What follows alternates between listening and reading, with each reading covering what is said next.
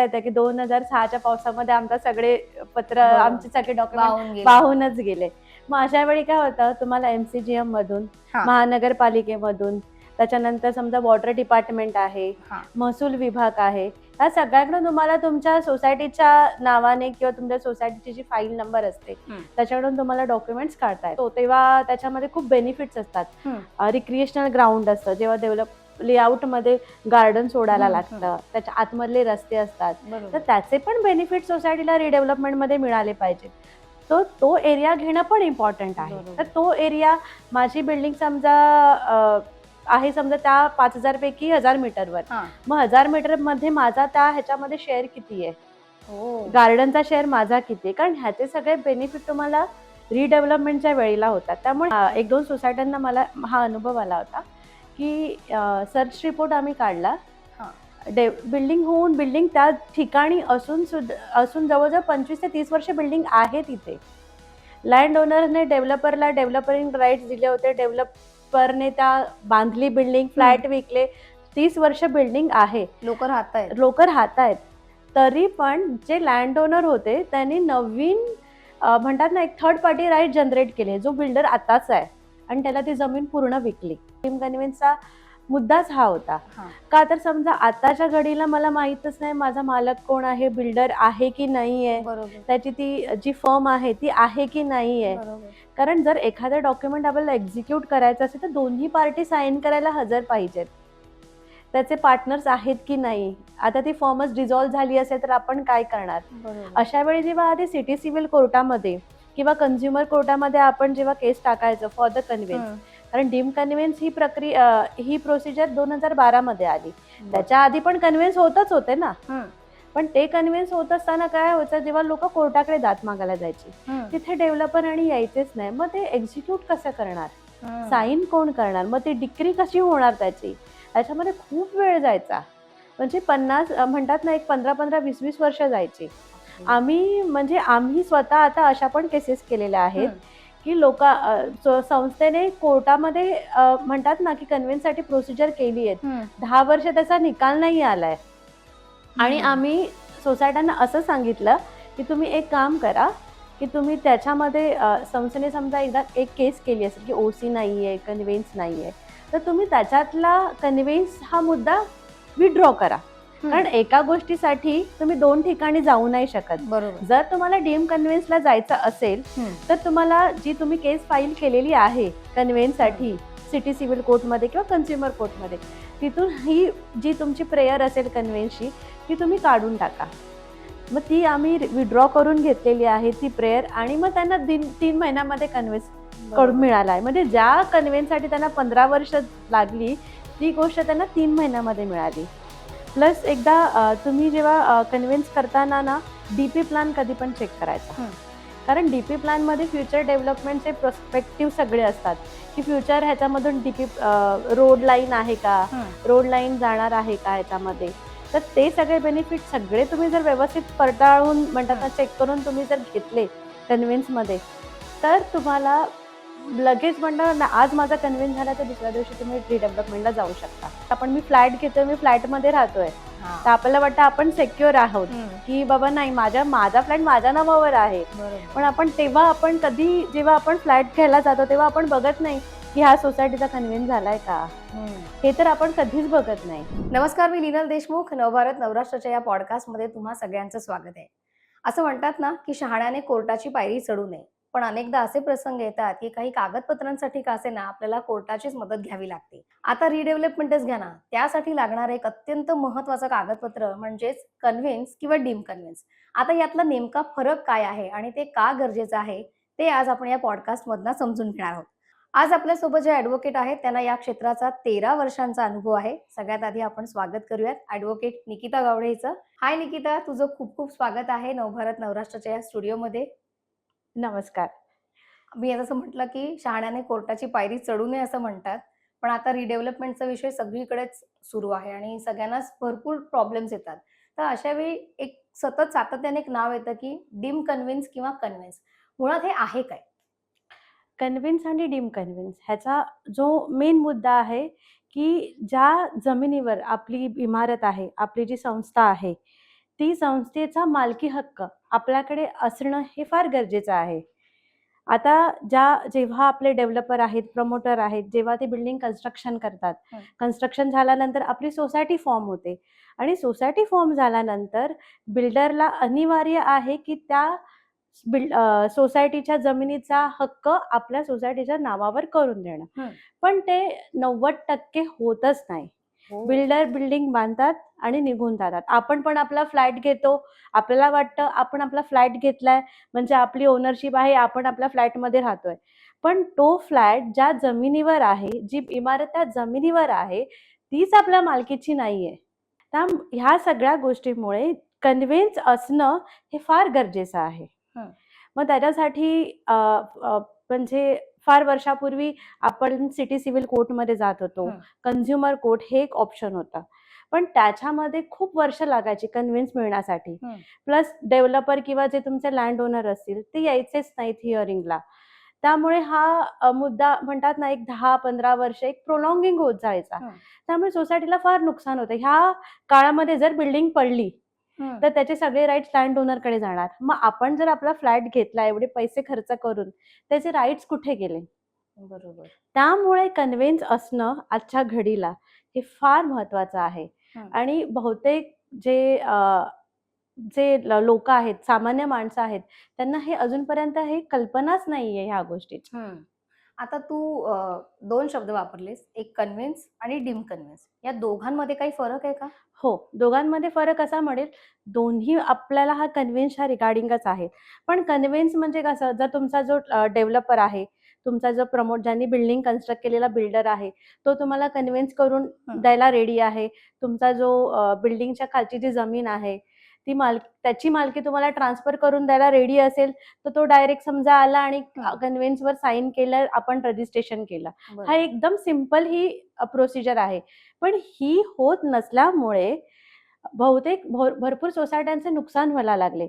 तेव्हा गव्हर्नमेंटने डिसिजन घेतला की आपण एक अधिकारी सक्षम प्राधिकरणाकडे त्याचे राईट्स दिले आणि जो सक्षम प्राधिकरणाकडून जो कन्व्हिन्स मिळतो त्याला डीम कन्व्हिन्स मिळतं बोलतात. मग डीम कन्व्हिन्स मध्ये फक्त काय होतं की जे सोपं आपण डॉक्युमेंट घेऊन, जसं आता समजा मी फ्लॅट घेतलाय आणि फ्लॅटचं माझा जो सेलर असेल त्याने माझ्याबरोबर अग्रीमेंट केलं आणि मी रजिस्टर्ड केलं, ही एकदम सोपी पद्धत आहे. तसाच कन्व्हिन्स मध्ये पण आहे. पण ती प्रोसिजर होत नसल्यामुळे डीम कन्व्हिन्सला जायला लागतं. डीम कन्व्हिन्स मध्ये जशी आपण केस फाईल करतो कोर्टामध्ये, तशी आपल्याला ती केस फाईल करायला लागते. तिथे हिअरिंग्स होतात, तुमचे सगळे कागदपत्र ची चाचणी सगळे ते म्हणतात ना, स्क्रुटिनी केली जाते. आणि हिअरिंग होऊन समजा त्याच्यामध्ये लँड ओनर येत असतील किंवा डेव्हलपर येत असतील, तर त्याच्यामध्ये त्यांचं म्हणणं ऐकून घेतलं जातं आणि ह्या सगळ्या बेसवर म्हणजे हे सगळं ऑब्झर्वेशन करून आपल्याला ऑर्डर मिळते कन्व्हिन्सची आणि मग त्याची कन्व्हिन्स डीड बनवून ती रजिस्ट्रेशन करायला लागते. म्हणजे ही प्रोसेस थोडीशी म्हणतात ना, जे साधं एक अग्रीमेंट साईन करून रजिस्ट्रेशन करणं आणि मग त्याच्यामध्ये आणि ह्याच्यामध्ये हा एवढाच डिफरन्स आहे की आपल्याला सक्षम प्राधिकरणाकडून जो कन्व्हिन्स मिळतो आणि जो डायरेक्ट कन्व्हिन्स मिळतो याच्यामध्ये थोडा एक टाइम कन्झ्युमिंग आहे. पण तसं पण प्राधिकरणाला म्हणतात ना की गव्हर्नमेंटने असं केलेलं आहे की 6 महिन्याच्या आत त्यांना कन्व्हिन्स देणं हे फार गरजेचं आहे. तुम्ही असं नाही म्हणू शकत की तुम्हाला 10-12 वर्ष लागतात, पण त्यांना 6 महिन्याच्या आत हे करून देणं फार गरजेचं आहे. त्यामुळे तुम्हाला 6 महिन्याच्या आत तुमचा कन्व्हिन्स मिळतो. पण असं पण दिसत असेल की म्हणजे आपण आज या विषयावरती बोलतोय कारण लोकांना त्याच्याबद्दल अवेअरनेस नाहीये. मग असे काही अनुभव आहेत का की म्हणजे लोकांना याबद्दल माहीतच नव्हतं अजिबात? हा, म्हणजे आता सामान्य माणसाचं जर आपण म्हणत, तर आपण आपला फ्लॅट घेतला, आपल्याला वाटतं आपण फ्लॅट घेतला, आपण रजिस्ट्रेशन केलं, आपण त्याचा EMI भरतोय, फ्लॅटमध्ये मी राहतोय, हा माझा फ्लॅट आहे. बरोबर. पण समजा जर कधी आता काही ज्या आता बिल्डिंग रिडेव्हलपमेंटला जात आहेत, त्यांना फार 30-35 वर्ष झाली आहेत आणि आपण ह्या कन्व्हिन्सकडे लक्षच दिलं नाही आणि तुमची बिल्डिंग समजा धोकादायक म्हणून जर गव्हर्नमेंटने डिक्लेअर केली, ती अचानक समजा पडली, तर तुम्ही काय करणार? तर आपले राईट्सच नाही राहत आहेत ह्यामध्ये. त्यामुळे ह्या अवेअरनेससाठी कन्व्हिन्स करणं हे फार गरजेचं आहे. मग ह्याच्यासाठी काही तरतुदी आहेत का?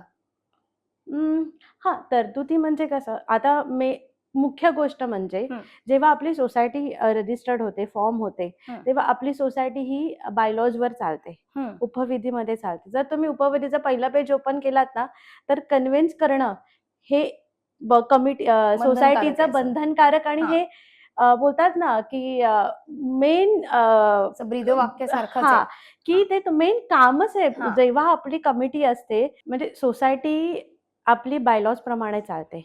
बायलॉजचा जो तुम्ही पहिला पेज ओपन करा तर सोसायटीचं मेन मोटिव्हच आहे की कन्व्हिन्स करून देणं. हे सोसायटी बघतच नाही.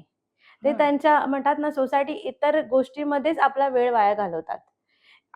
बाबा जे त्यांची इंडिव्हिज्युअल जी भांडणं असतात, मेंबरशी, ह्याचं लिकेज आहे, त्याचा लिकेज आहे, पार्किंग इश्यू आहेत, हे इश्यू आहे, पण हा जो मेन मुद्दा आहे कन्व्हिन्सचा, ह्याच्याकडे लक्षच दिलं जात नाही. बरोबर. त्यामुळे कन्व्हिन्स आजच्या तारखेला जर तुम्हाला रिडेव्हलपमेंटला जायचं आहे तर कन्व्हिन्स करणं हे फार गरजेचं आहे.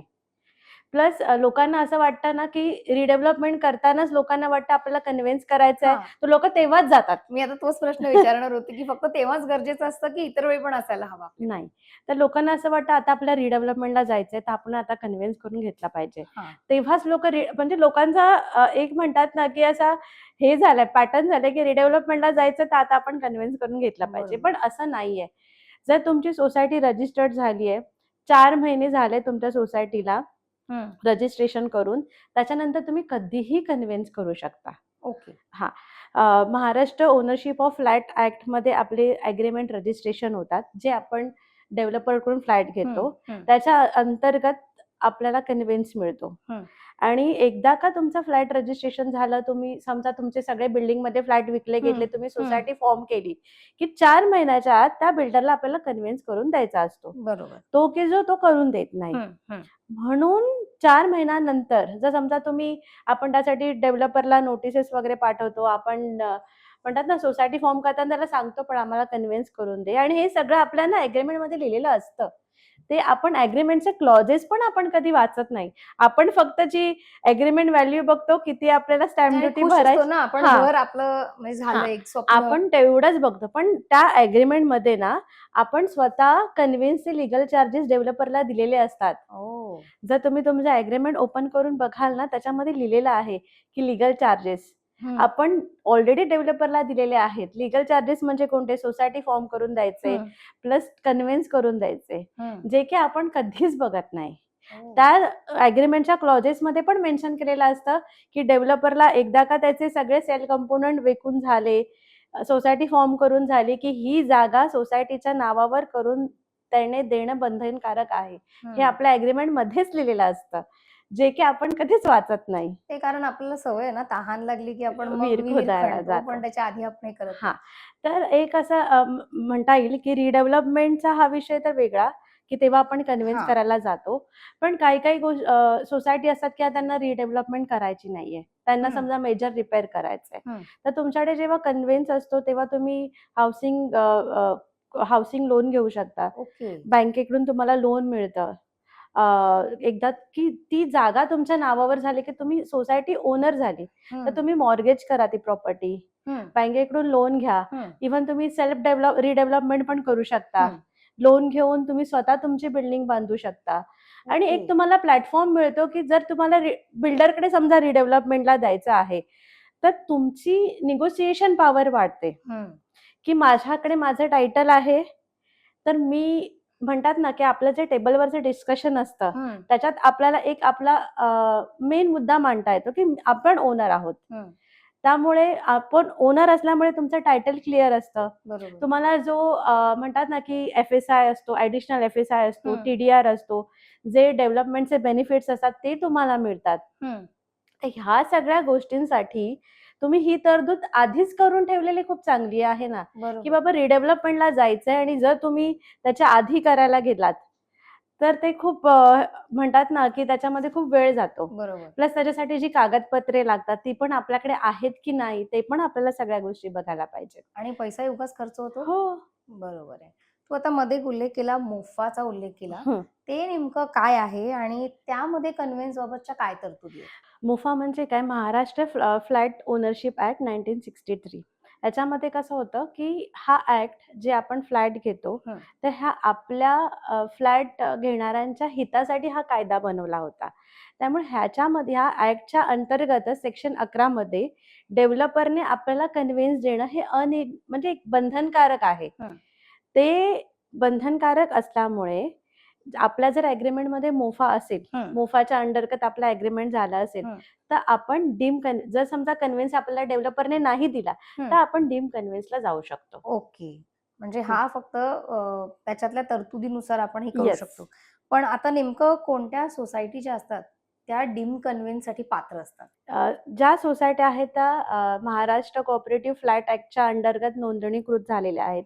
त्या गृहनिर्माण संस्था असू दे किंवा कमर्शियल संस्था असू दे, ह्या दोन्ही संस्था डीम कन्व्हिन्ससाठी जाऊ शकतात. पण मग आपल्याला हे कळणार कुठे आपल्या नोंदणीकृत वगैरे आहे की नाही या सगळ्या गोष्टी? कारण प्रत्येक सोसायटी ही प्रत्येक त्या वॉर्डमध्ये रजिस्टर्डच होते. ओके. आपल्याकडे रजिस्ट्रेशन सर्टिफिकेट असतो.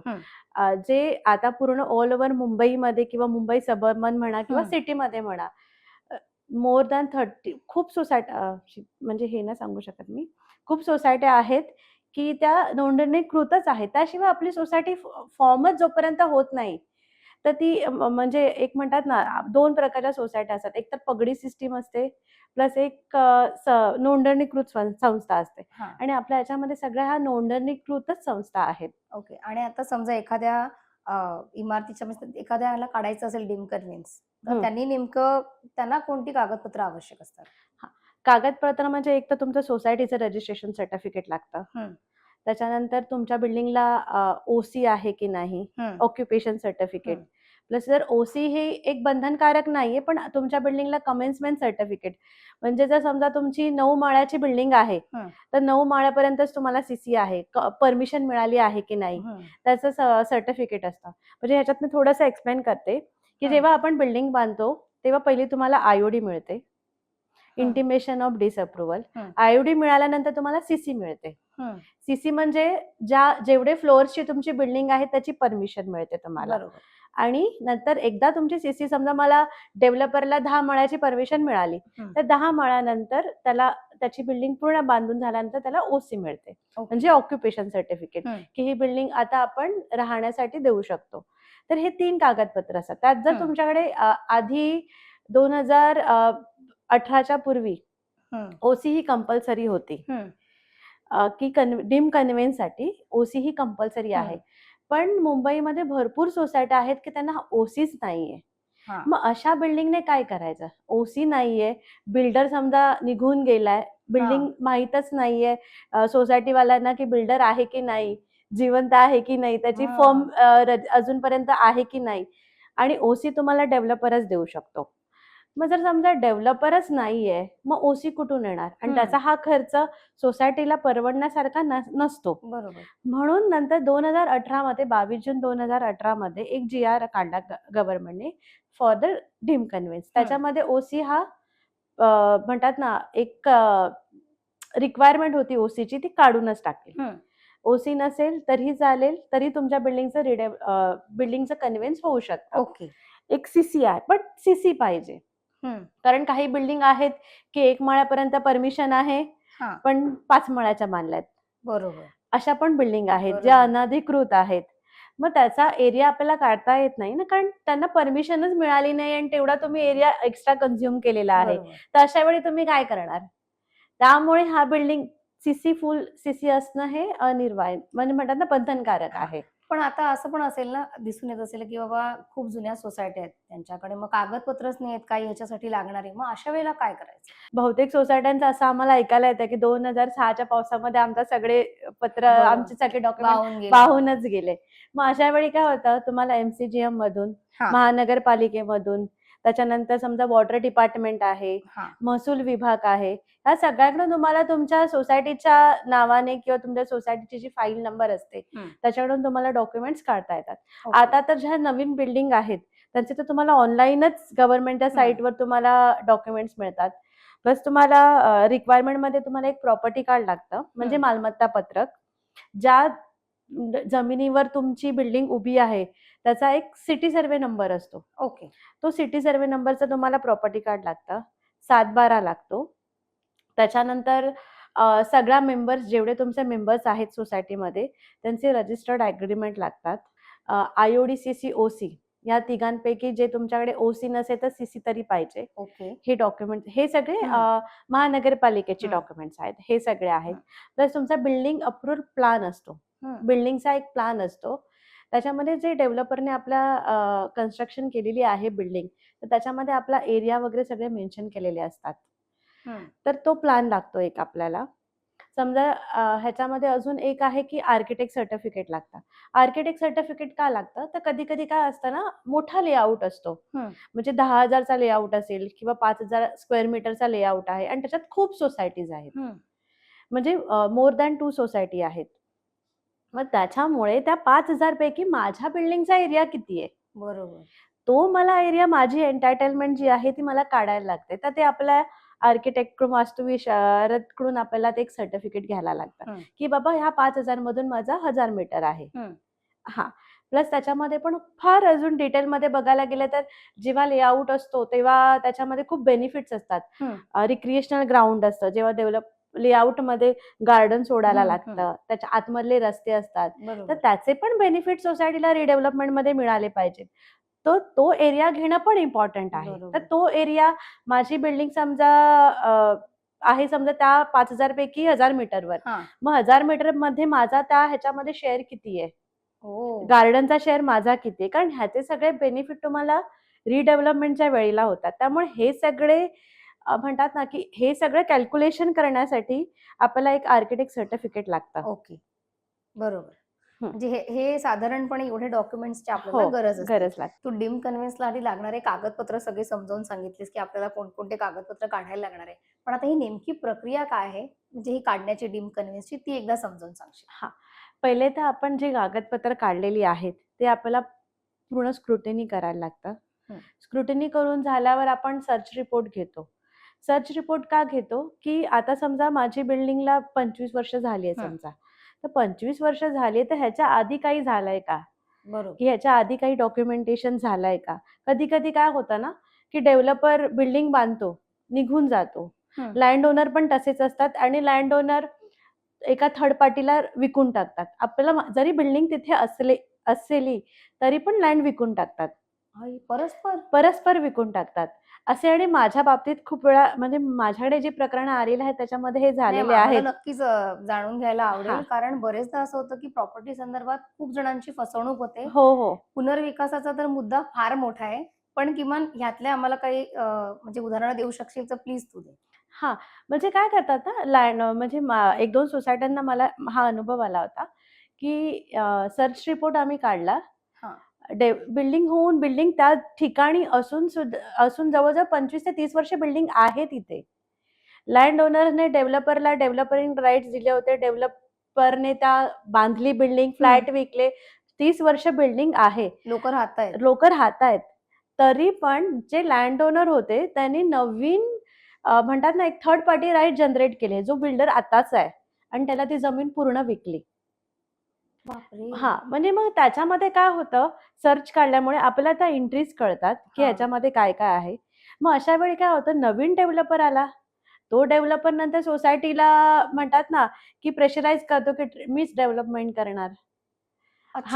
अशा गोष्टी होतात. त्याच्यामुळे आपण एक पहिला सर्च रिपोर्ट काढून घेतो. ह्या आताच्या, म्हणजे समजा मी 2026ला फाईल करते, तर 2026 पासून मागे एक 30 वर्ष, म्हणजे जेवढी वर्ष त्या सोसायटीला झाली असेल त्याचे तेवढी आपण सर्च काढून घेतो. हा सर्च झाल्यानंतर पूर्ण आपण सगळं स्क्रुटिनी करतो. त्याचा एक ऍप्लिकेशन वगैरे जी आपल्याला फाईल रेडी करायची असते, सबमिट करायला प्राधिकरणाकडे, ती पूर्ण रेडी करतो.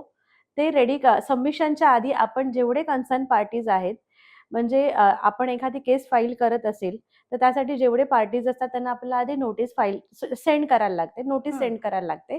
का तर बाबा आम्ही अशी सोसायटी आहे, ॲज पर द कायद्याप्रमाणे तुम्ही आम्हाला कन्व्हिन्स करून द्यायला पाहिजे होता, जो की तुम्ही आम्हाला दिला नाहीये. तर आम्ही तुम्हाला एक 15 दिवसाचा वेळ देतोय. तुम्ही आम्हाला याच्यात जर तुम्ही देऊ शकत असाल तर आम्हाला 15 दिवसाच्या आत कळवा, नाहीतर आम्ही सक्षम प्राधिकरणाकडे डीम कन्व्हेन्ससाठी जाऊ करून.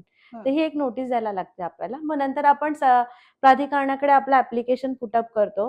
तिथे तिथून नोटीस निघतात, त्या नोटीस प्लस पब्लिक नोटीस निघते की पब्लिकली पण आपल्याला जाहीर करायला लागतं. कधी कधी काय होतं ना, कोणी येतच नाही. बरोबर. लँड ओनर्स असतात, फार जुने असतात, ते राहतात कुठे आपल्याला त्यांचा पत्ता माहित नसतो. तर अशा वेळी पब्लिक नोटीस देणं फार इम्पॉर्टंट असतं, ते प्राधिकरणच देतं. प्लस हिअरिंगच्या नोटीस जातात. समजा जर समोरून अपोनंट्स आले तर हिअरिंग होते, आणि नाही आले तर एक्स पार्टी होऊन जाते. अच्छा, पण त्याच्यासाठीचा कालावधी हा किती आहे म्हणजे साधारण? म्हणजे कायद्यानुसार 6 महिन्याच्या आत डीम कन्व्हिन्स तुम्हाला मिळालाच पाहिजे. हो हो, डीम कन्व्हिन्स मिळालाच पाहिजे आणि मिळतोच. ओके. आणि म्हणजे जसं तू आता सांगितलं, जसं मालक कुठे आहे ते आपल्याला माहित नसतील, अशा वेळी सुद्धा 6 महिन्यांमध्ये त्याचा निकाल लागतो? म्हणजे ह्यासाठीच डीम कन्व्हिन्स प्रोसिजर काढलेली आहे. खरं बघायला गेलं तर डीम कन्व्हिन्सचा मुद्दाच हा होता. का तर समजा आताच्या घडीला मला माहितच नाही माझा मालक कोण आहे, बिल्डर आहे की नाहीये, त्याची ती जी फर्म आहे ती आहे की नाहीये. कारण जर एखादं डॉक्युमेंट आपल्याला एक्झिक्यूट करायचं असेल तर दोन्ही पार्टी साईन करायला हजर पाहिजेत. त्याचे पार्टनर्स आहेत की नाही, आता ती फर्मच डिझॉल्व्ह झाली असेल तर आपण काय करणार. अशा वेळी जेव्हा आधी सिटी सिव्हिल कोर्टामध्ये किंवा कन्झ्युमर कोर्टामध्ये आपण जेव्हा केस टाकायचं फॉर द कन्व्हिन्स, कारण डीम कन्व्हिन्स ही प्रक्रिया ही प्रोसिजर 2012 मध्ये आली. त्याच्या आधी पण कन्व्हिन्स होतच होते ना, पण ते कन्व्हिन्स होत असताना काय व्हायचं, जेव्हा लोक कोर्टाकडे दाद मागायला जायची तिथे डेव्हलपर आणि यायचेच नाही. मग ते एक्झिक्यूट कसं करणार, साईन कोण करणार, मग ती डिक्री कशी होणार त्याची, याच्यामध्ये खूप वेळ जायचा. म्हणजे 50 म्हणतात ना, एक 15-20 वर्ष जायची. आम्ही स्वतः आता अशा पण केसेस केलेल्या आहेत की लोक संस्थेने कोर्टामध्ये म्हणतात ना की कन्व्हिन्ससाठी प्रोसिजर केली आहे, 10 वर्ष त्याचा निकाल नाही आलाय आणि आम्ही सोसायट्यांना असं सांगितलं की तुम्ही एक काम करा की तुम्ही त्याच्यामध्ये संस्थेने समजा एकदा एक केस केली असेल की ओसी नाहीये, कन्व्हिन्स नाहीये, तर तुम्ही त्याच्यातला कन्व्हिन्स हा मुद्दा विड्रॉ करा. कारण एका गोष्टीसाठी तुम्ही 2 ठिकाणी जाऊ नाही शकत. जर तुम्हाला डीम कन्व्हिन्सला जायचं असेल तर तुम्हाला जी तुम्ही केस फाईल केलेली आहे कन्व्हिन्ससाठी सिटी सिव्हिल कोर्टमध्ये किंवा कन्झ्युमर कोर्टमध्ये, तिथून ही जी तुमची प्रेयर असेल कन्व्हिन्सची ती तुम्ही काढून टाका. मग ती आम्ही विड्रॉ करून घेतलेली आहे ती प्रेयर, आणि मग त्यांना 3 महिन्यामध्ये कन्व्हिन्स करून मिळाला आहे. म्हणजे ज्या कन्व्हिन्ससाठी त्यांना 15 वर्ष लागली ती गोष्ट त्यांना 3 महिन्यामध्ये मिळाली.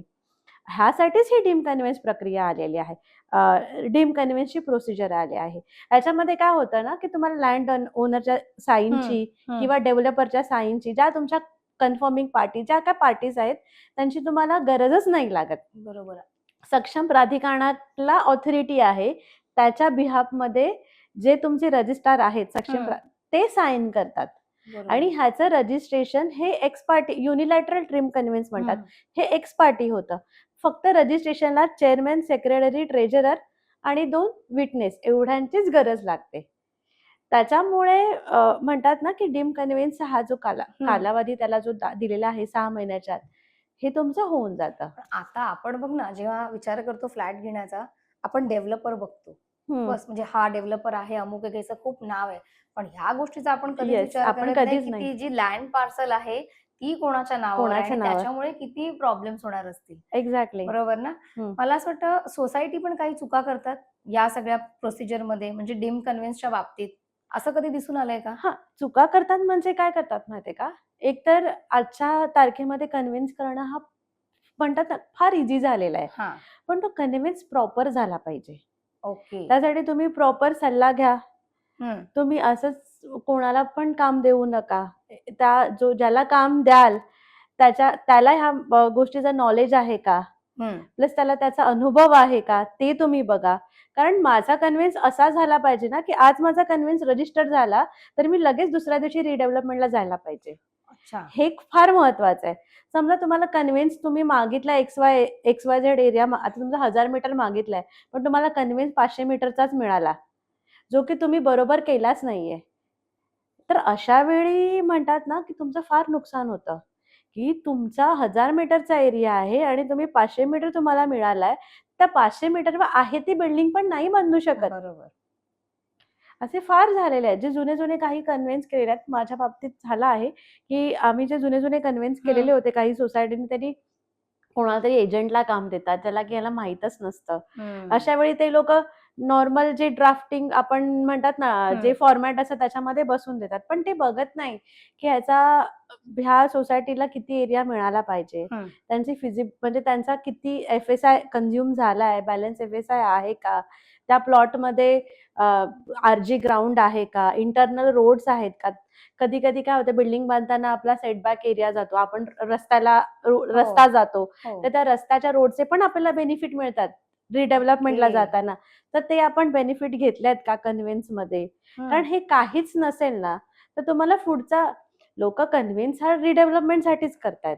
पण जर तुम्ही ह्या सगळ्या गोष्टी घेतल्याच नाही तर रिडेव्हलपमेंट मध्ये जाताना तुम्हाला काही फायदाच होणार नाही. आता तू 4-5 गोष्टींचाच उल्लेख केला, जसं म्हणजे या गोष्टी असायला हव्यात. तर मला असं वाटतं तू प्रेक्षकांना एकदा व्यवस्थित सांगायला हवं की तुमच्या डीम कन्व्हेन्स मध्ये नेमकं काय काय मेन्शन असायला हवं. की डीम कन्व्हेन्स घेताना चुका आपण ज्या म्हणतो की जो एरिया मी घेतलाय, ज्या CTS नंबरवर माझी बिल्डिंग आहे, ती बिल्डिंगचा CTS नंबर बरोबर आहे का, त्याचे विलेज बरोबर आहे का. कधी कधी काय होतं मध्ये CTS नंबर पण चुकवतात. त्याच्यामुळे माझी बिल्डिंग समजा 101 CTS नंबरवर आहे आणि मी टाकलाच 102, तर माझ्या त्या कन्व्हेन्सला काहीच अर्थ नाहीये. तर ते पण तुम्हाला व्यवस्थित बघितलं पाहिजे. प्लस एकदा तुम्ही जेव्हा कन्व्हेन्स करताना ना, डीपी प्लॅन कधी पण चेक करायचा. कारण डीपी प्लॅन मध्ये फ्युचर डेव्हलपमेंटचे प्रोस्पेक्टिव्ह सगळे असतात की फ्युचर ह्याच्यामधून रोड लाईन आहे का, रोड लाईन जाणार आहे का ह्याच्यामध्ये. तर ते सगळे बेनिफिट सगळे तुम्ही जर व्यवस्थित पडताळून म्हणतात ना, चेक करून तुम्ही जर घेतले कन्व्हेन्स मध्ये, तर तुम्हाला लगेच म्हणणार ना, आज माझा कन्व्हेन्स झाला तर दुसऱ्या दिवशी तुम्ही रिडेव्हलपमेंटला जाऊ शकता. ओके. नाहीतर अदरवाईज रिडेव्हलपमेंटसाठी या अडचणी कुठे ना कुठे येऊ शकतात. म्हणजे जर माझ्याकडे डीम कन्व्हेन्स नाहीये तर जाणारच नाही. कारण जर तुमच्या त्या जमिनीचा मालकी हक्कच तुमच्याकडे नाहीये, तर तुम्ही कन्व्हेन्सच नसला तर तुम्ही रिडेव्हलपमेंट करूच नाही शकत. कारण समजा तुमचं बिल्डिंग आहे, कारण त्याच्यावर समजा प्रॉपर्टी कार्डवर तुमच्या लँड ओनरचं नाव आहे किंवा डेव्हलपरचं नाव आहे. तुम्ही बिल्डिंग मध्ये राहतायत, आपण बिल्डिंग मध्ये राहतो, फ्लॅटचा अग्रीमेंट मी करून घेतलेला आहे, माझ्याकडे माझा फ्लॅट आहे. पण रिडेव्हलपमेंटला जाताना बिल्डिंग पडली, बिल्डिंग कोसळली, तर माझा फ्लॅटच गेला. बरोबर. मग फक्त राहते ती जमीनच राहते. मग ती जमीन कोणाच्या नावावर आहे, त्या डेव्हलपरच्या आणि लँड ओनरच्या. मग माझ्याकडे कन्व्हेन्सच नाहीये तर मी रिडेव्हलपमेंटला कसं जाणार. बरोबर. म्हणून सगळ्यात महत्वाचं आहे कन्व्हेन्सच हा रिडेव्हलपमेंट साठीचा फार महत्वाचा घटक आहे. तुला असे काही किस्से म्हणजे सांगावेसे वाटतात का, बाबा काय कसं सोसायट्यांचे कसे प्रॉब्लेम्स होऊ शकतात? म्हणजे एक उदाहरण म्हणजे बोरिवलीलाच ना, गेल्या वर्षी 2024 मध्ये एक बिल्डिंग होती. BMC ने नोटीस दिली होती 354 ची, जी पुल डाऊन करायची की तुमची इमारत ही धोकादायक आहे. त्यांनी लक्ष दिलं नाही आणि बिल्डिंग अचानक पडली. म्हणजे ती ऑटोमॅटिकच कोलॅप्स झाली. असं पण नाहीये की गव्हर्नमेंटने येऊन ती तोडली आणि त्यांच्याकडे कन्व्हेन्स नव्हता. मग त्यांना नंतर कन्व्हेन्स हा कसला असतो, इमारतीची जागा आणि इमारत, पण इमारतच नाहीये तर तुमचा कन्व्हेन्स कसा होणार. त्यामुळे त्यांना फार हे करायला लागलं, म्हणजे खूप प्रॉब्लेम झाले नंतर त्यांना, कारण हाय ते घरच आपलं गेला ना. त्याच्यावरती सोल्युशन मग त्यांना सिटी सिव्हिल मध्ये म्हणजे हायकोर्टकडे दाद मागायला लागली त्याच्या रिगार्डिंग, आणि मग नंतर ते पुढे अजून ते प्रकरण चालूच आहे. म्हणजे या सगळ्या गोष्टींमुळे इतका पुढे वेळ लागू शकतो. त्याच्यामुळे एक छोटंसं पण महत्वाचं असं कागदपत्र जे आपल्याकडे असायला पाहिजे. हो, म्हणजे तुमच्याकडे समजा जेव्हा कन्व्हेन्स आला, की असं नाहीये की रिडेव्हलपमेंटला जातानाच तुम्ही कन्व्हेन्स केला पाहिजे. त्याच्या आधी पण जर तुम्ही कन्व्हेन्स केला तर तिथे डेव्हलपरचे राईट्सच संपले जातात.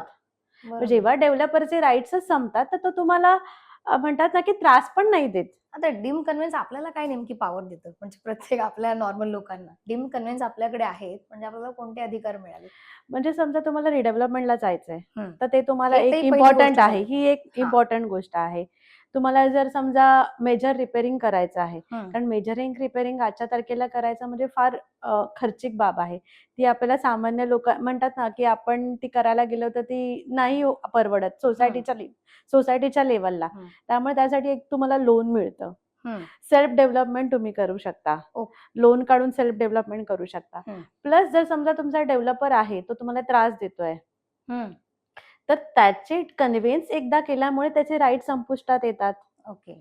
प्लस जर तुमचा कन्व्हेन्स तुमच्याकडे असेल तर तुमच्या सोसायटीचे जे फ्युचर बेनिफिट्स आहेत, तुमचा समजा बॅलन्स FSI असेल, TDR असेल, हे जे बेनिफिट्स आहेत ते तुमच्याकडे तुमच्यासाठीच तुम्ही यूज करू शकता. जर तुम्ही कन्व्हिन्सच नाही केला तर ते राईट्स, तुमच्या बिल्डिंगचे राईट्स डेव्हलपर फ्युचर दुसऱ्या पण कोणत्या बिल्डिंग मध्ये वापरू शकतो. त्यामुळे तुमचा जे पोटेन्शियल असेल रिडेव्हलपमेंटचं ते पूर्ण संपुष्टात येऊन जातं. तर समजा जे डेव्हलपमेंट रूल्स शासनाने आपल्याला जे केलेले आहेत, कारण तुम्हाला माहिती आहे 2019 नंतर आता 2034चा जो डेव्हलपमेंट रूल आलेला आहे, नवीन नवीन रूल्स येत जातात, नवीन बेनिफिट्स येतात. त्याच्यामुळे हे बेनिफिट्स आपल्या सोसायटीसाठी आपणच यूज करायला पाहिजेत. यासाठी कन्व्हिन्स करणं गरजेचं आहे, कारण हे राईट्स ट्रान्सफरेबल राईट्स असतात. जर तुमचा कन्व्हिन्स तुमच्याकडे नाहीये तर तो जो तुमचा डेव्हलपर आहे तो त्याच्या दुसऱ्या प्रोजेक्टमध्ये हे यूज करू शकतो. मग तुमचं प्लॉटचं जे पोटेन्शियल आहे ते पूर्ण संपून जातं. जर समजा लेआउट आहे, आता तुम्हाला उदाहरण सांगायचं झालं तर आता खूप बरेचसे लेआउट्स आहेत. त्यात छोट्या छोट्या बिल्डिंग असतात बघा, एक 7-7 माळ्याच्या आधी बिल्डिंग बांधायचा आणि तिथे एक मोठा टॉवर होतो 20 माळ्याचा. तेव्हा काय होतं, जे 7-7 माळ्याच्या ज्या बिल्डिंग आहेत त्या सगळ्या बिल्डिंगचा TDR यूज करून हा टॉवर बांधला जातो. ह्या सगळ्या गोष्टी तुम्हाला टाळण्यासाठी कन्व्हिन्स असणं फार गरजेचं आहे. त्यामुळे कसं होतं की जे तुमच्या प्लॉटचं पोटेन्शियल असतं ते पूर्ण संपून जातं. आता समजा जर मी 1 BHK मध्ये राहते तर मला रिडेव्हलपमेंट नंतर 2 BHKच पाहिजे. आपलं साधारण हेच असतं सामान्य माणसाचे, एकचा दोन मिळावा. पण तुमच्या प्लॉटचं पोटेन्शियलच राहिलं नाहीये, त्या जमिनीवर म्हणतात ना की नाहीच बनू शकत, तर ते काय करणार आपण. बरोबर. आताच्या घडीला तर असे प्रोजेक्ट्स आहेत की आपल्याला डेव्हलपरला देऊन सुद्धा आपल्याला पैसे टाकायला लागतात. ते म्हणजे डेव्हलपरला एवढा खर्च येतोय की त्याला तो प्रोजेक्ट करणं परवडत नाहीये. त्यामुळे आपल्याला इंडिव्हिज्युअल फ्लॅट ओनरला पैसे टाकायला लागतात 15-15, 20-20 लाख रिडेव्हलपमेंट करण्यासाठी, स्वतःच्या घरासाठी. ह्याच्यासाठी हे प्लॉट पोटेन्शियल तुम्हाला जर टिकून ठेवायचं असेल तर कन्व्हिन्स करणं हे फार गरजेचं आहे. आता आपल्या मुंबईत काही घरं आहेत जी पागडी सिस्टीमची घरं आहेत, मग अशांसाठी कन्व्हिन्सचं काय, म्हणजे त्यांनाही कन्व्हिन्स मिळू शकतो का? पागडी सिस्टीम मध्ये कसं असतं ना, तिथे लँड ओनर असतो, तो एक ओनर असतो, त्याची ती घरं असतात, आपण त्यांना रेंट पे करतो.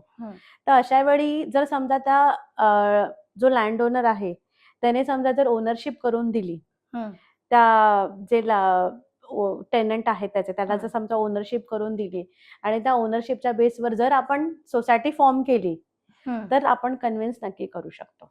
आणि नाहीतर मग नाही, कारण ती मालकच तो ओनरशिप, आपण टेनंट असल्यामुळे आपण ओनरशिपचे राईट्स नाही आहेत आपल्याकडे.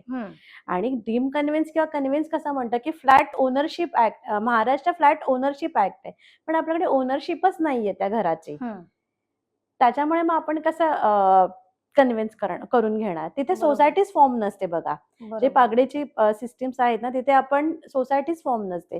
जर तुमची सोसायटी नोंदणीकृतच नाहीये तर तिथे कन्व्हिन्स कसा होणार. मग अशा वेळी तुम्हाला ते ओनरशिप मध्ये घ्यायला लागतात, नाहीतर त्या लोकांना जे त्यांचा ओनर असतो त्यांचाच ऐकायला लागतं, जे ओनर आहेत त्याच्याच सगळ्या गोष्टी.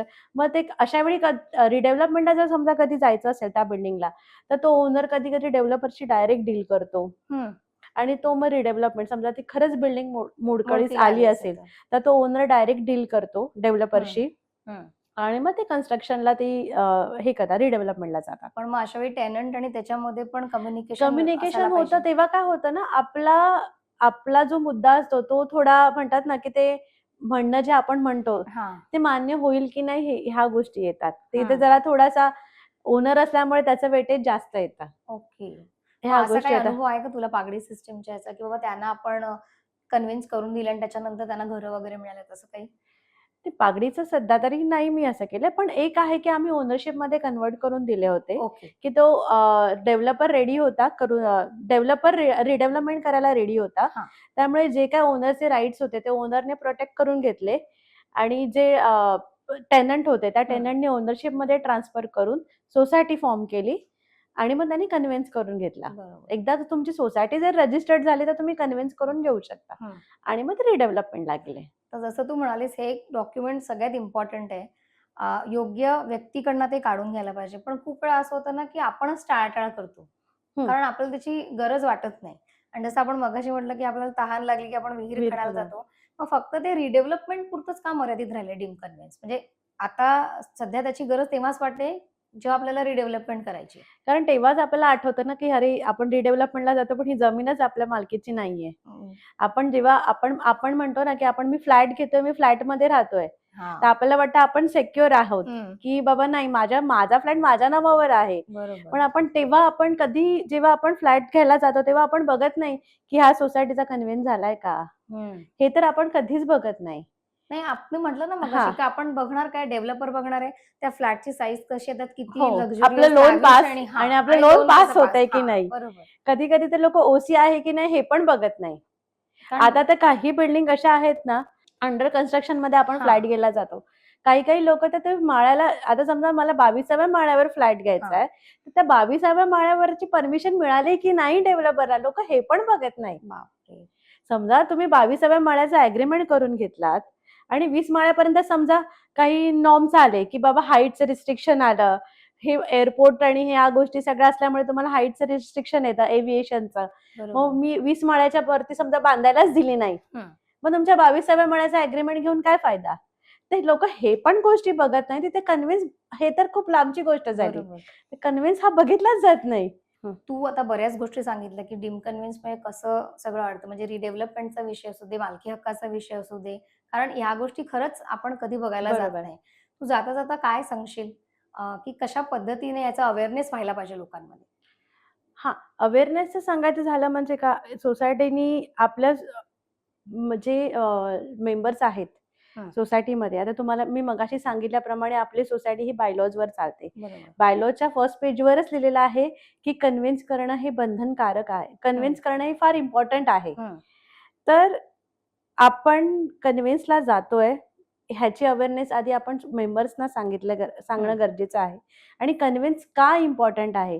कारण ॲज अ कमिटी समजा चेअरमन, सेक्रेटरी असतील, कमिटी मेंबर असेल, त्यांना ही गोष्ट माहिती आहे. पण बाकीच्या मेंबर्सला ह्या गोष्टी माहितीच नसतात. तर त्यांना हे सांगणं फार गरजेचं आहे आणि हे का केलं पाहिजे? त्यासाठी तुम्ही म्हणतात ना, एक चांगला सल्ला घ्या. एखादा वकिलाचा सल्ला घ्या. जो ह्याच्यामध्ये ज्याचं म्हणतात ना, की कन्व्हेन्स कन्व्हेन्सच्या रिगार्डिंग जे कामं करतात, स्पेशालिटी आहे. कारण ॲडव्होकेट आता म्हणायला गेलं तर ना, सगळेच जण सगळी कामं करतात. आता मी शेवटी हेच सांगेल, की जे तुम्ही जर कन्व्हेन्सला जात असाल, तर सगळ्या डॉक्युमेंट्सची प्लस तुम्हाला कोणाकडून कन्व्हेन्स करायचा आहे, तो करणारा व्यक्ती याच्यामध्ये पारंगत आहे का, हे सगळे शहानिशा करून तुम्ही कन्व्हेन्स करून घ्या.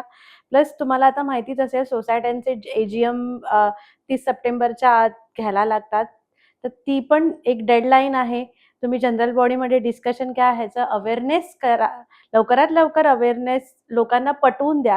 हे करणं का गरजेचं आहे आणि ह्या वर्षी तुम्ही तुमचा कन्व्हिन्स करून घ्या. Thank you Nikita. तू इथे आलीस आणि आम्हाला वेळ दिलास आणि आम्हाला या सगळ्या गोष्टी समजावून सांगितल्यास.